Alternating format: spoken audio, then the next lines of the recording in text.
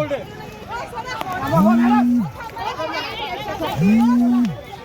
Board काढा की board अरे ते बोर्ड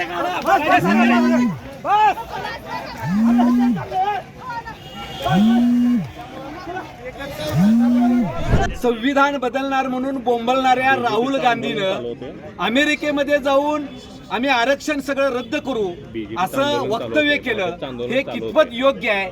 हा देशविरोधीच बोलण्यासारखा प्रकार आहे। त्यामुळे भारतीय जनता पार्टीच्या वतीनं आज आम्ही राहुल गांधींचा तीव्र शब्दात निषेध करतोय, काळे झेंडे दाखवून त्यांचा निषेध करतोय। छत्रपती शिवाजी महाराज हिंदू देव धर्माच्या बाबतीमध्ये यांना कधी काही माहिती होतं किंवा कधी त्यांनी कुठले कार्यक्रम अरेंज केलेत? आज छत्रपती शिवाजी महाराजांच्या पुतळ्याचं ते अनावरण करायला आलेत, त्यांचा अधिकार नाही, त्यांची लायकी नाही। पण या कोल्हापुराच्या या ठिकाणी येऊन राहुल गांधी हे कार्यक्रम करतात, त्याचा आम्ही जाहीर शब्दामध्ये निषेध व्यक्त करतो। काँग्रेसनं आजपर्यंत या देशातल्या जनतेसाठी काही केलेलं नाही।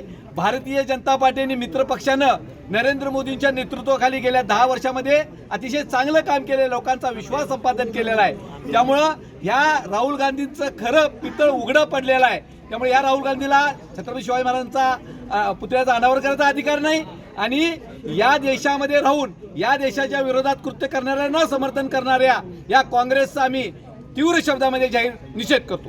आता नेमकं तुमची काय भूमिका असणार आहे, काय कृती करताय? अमेरिकेमध्ये जाऊन भारताची बदनामी करण्याचं पाप राहुल गांधींनी केलं। सकाळी उठल्या बसल्या भारतीय जनता पार्टी संविधान बदलणार असं म्हणायचं आणि यांचा खरा ढोंगीपणा मात्र अमेरिकेत उघडा झालेला आहे। यांचा खरा चेहरा जनतेसमोर आलेला आहे। त्याने अमेरिकेत जाऊन असं वक्तव्य केलं, आम्ही संविधान बदलणार आहे। ज्या छत्रपती शाहू महाराजांच्या भूमीमध्ये 1902 मध्ये पहिल्यांदा आरक्षण भारतामध्ये दिलं, त्या भूमीमध्ये पाय ठेवत असताना खरं तर राहुल गांधींनी या देशातील जनतेची माफी मागण्याची आवश्यकता आहे। आमची मागणी आहे की राहुल गांधींनी देशाची माफी मागावी आणि यासाठीच त्यांना याची आठवण करून देण्यासाठी भारतीय जनता पार्टीच्या वतीने आज आरक्षणाच्या विरोधात वक्तव्य केलं। म्हणून राहुल गांधींना आम्ही काळे झेंडे दाखवून त्याचा निषेध करणार आहोत।